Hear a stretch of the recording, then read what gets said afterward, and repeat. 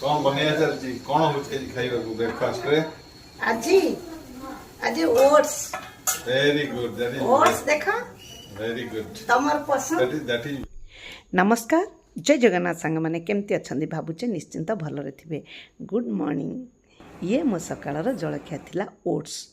Oats को मुई grinding करी नहीं ताधे पकई बेसन दही लुण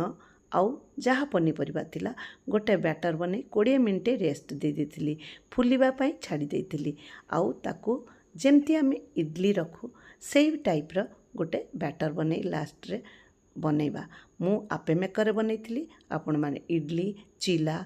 उत्तापम भी बनै पारिबे। ये गोटे सबू रेसिपी ठारू गोटे हेल्दी रेसिपी दही चटनी सहित मु खाइबा को देइतिली आपण माने बनै मते कमेंट सेक्शन रे गोटे कमेंट निश्चिंत देबे। आउ रहिली नमस्कार जय जगन्नाथ।